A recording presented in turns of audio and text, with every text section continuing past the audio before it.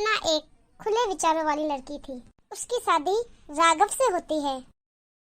वह शहर में दोनों अपना मकान ले लेते हैं।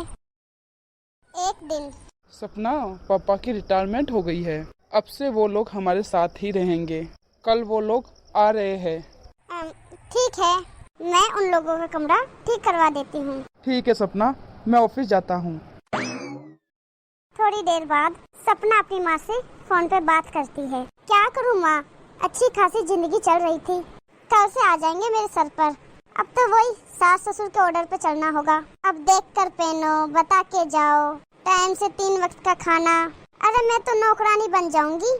अरे बेटा नौकरानी रख ले, वो भी परमानेंट। तेरे छोटे वाले कमरे में रख देना उसे। हाँ माँ, ये तुम ठीक कहती हो, अब यही करूंगी मैं। अगले दिन सपना के सास ससुर आ जाते हैं।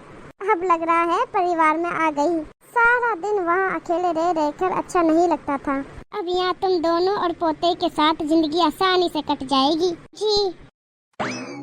सपना रूखी से जवाब देने के बाद वहाँ से चली जाती है। सपना का रूखा व्यवहार वहाँ खड़ी नौकरानी राधा भी देखती है, जिसे सपना ने वहाँ सारे काम के लिए रखा था। सास को थोड़ा अटपटा तो लगता है, लेकिन वो उसे इग्नोर कर देती है।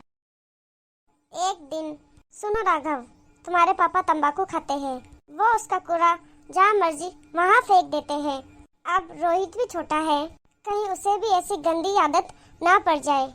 अरे वो तो पापा काफी वक्त से खा रहे हैं। मैं एक काम करता हूँ, पापा से इस बारे में बात कर लूँगा। पापा, वो आप तंबाकू अकेले में खाया करिए, कहीं रोहित को भी आदत ना पड़ जाए। पापा को राघव की बात से परेशानी होती है, लेकिन वो कुछ नहीं कहते। ठीक है बेटा, मैं आगे से ध्यान रखूंगा।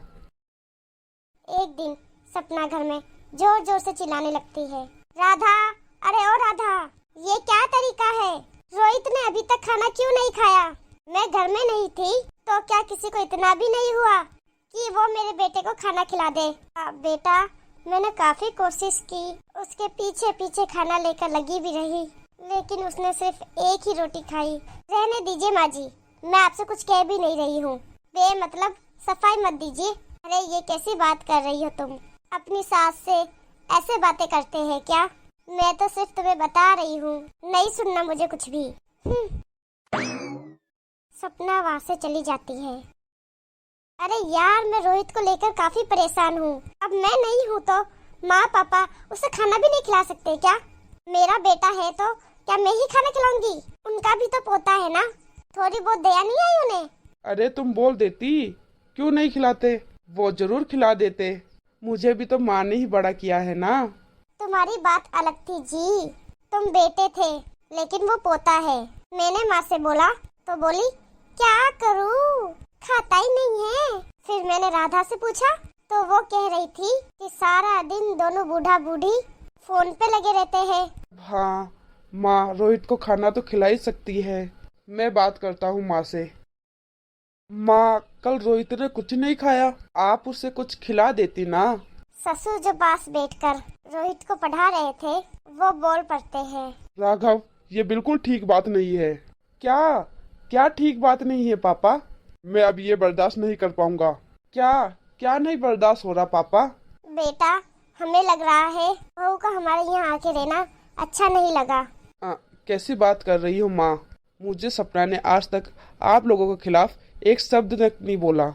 उसने तो पहली बार ही खुशी से कहा था कि वो आप लोगों का कमरा तैयार कर रही है। अगर उसके मन में ऐसा कुछ होता तो वो आपका कमरा साफ नहीं करती।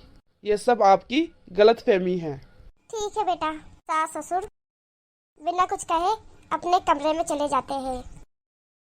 पहले तो राघव ऑफिस से आने के बाद माँ के कमरे में जाता था, उन लोगों से बात करता, उनके साथ बैठता था, लेकिन धीरे धीरे उसने अब उन लोगों के कमरे में जाना बंद कर दिया। एक दिन राधा सास से कहती है, अरे आंटी जी, आप ना अपने कपड़े खुद धो लिया करो, मेरे पास बहुत काम रहता है। फिर एक दिन राधा सास से कहती है, अरे आंटी जी, आप चाय खुद बना के पी लिया करो, क्योंकि मैं चाय नहीं पीती, ना ही भाभी जी पीती और ना ही मालिक पीते हैं। 2 टाइम चाय मैं बना नहीं पाऊंगी। हाँ, तभी वहाँ ससुर आ जाते हैं और वो कहते हैं, क्यों, चाय बनाने में कितना समय लगता है?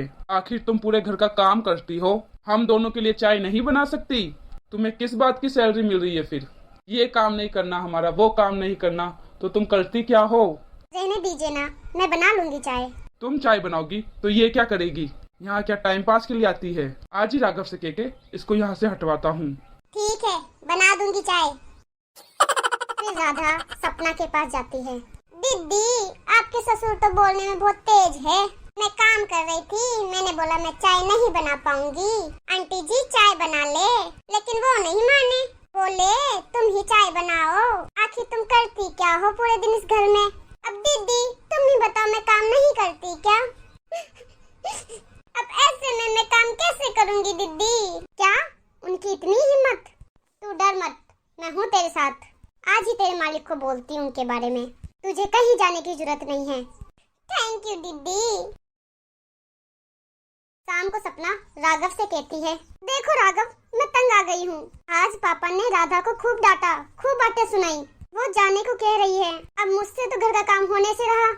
पता नहीं पापा इतने चिड़चिड़े क्यों हो गए हैं। ऐसे माहौल में हम कैसे रहेंगे?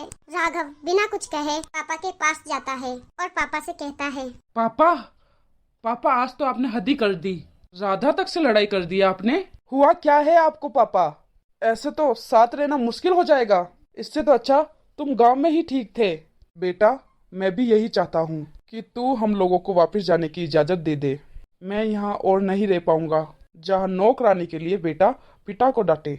पापा, आप बात को घुमा रहे हो। तभी वहाँ रोहित आ जाता है। पापा, मैं भी दादा दादी के साथ जाऊंगा। अरे नहीं बेटा, तू चला जाएगा तो मेरा और तेरी मम्मी का क्या होगा? हर बेटे को अपने माँ बाप के पास ही रहना होता है। तो पापा, आप दादा दादी के साथ क्यों नहीं रहना चाहते? वो भी तो आपके मम्मी पापा है। राघव को अपनी गलती का एहसास होता है। वो पिता से माफी मांगता है। पापा, मुझे माफ कर दो। आज रोहित ने छोटा मुंह बड़ी बात कर दी और मैं इतना बड़ा होके भी ये बात नहीं समझ पाया। फिर राघव सपना से कहता है, देखो सपना, ये मेरे मम्मी पापा का घर है। मैं इन लोगों के बिना नहीं रह सकता और ना ही रहना चाहता हूँ। तुम अपना बता दो। बेचारी सपना करती और कहती भी क्या। जब उसका पति सास ससुर की तरफ हो गया, वो मुंह लटका के वहाँ से चली जाती है। दादा दादी कहीं नहीं जा रहे ना पापा? हाँ बेटा, कहीं नहीं जा रहे, वे हमारे साथ ही रहेंगे।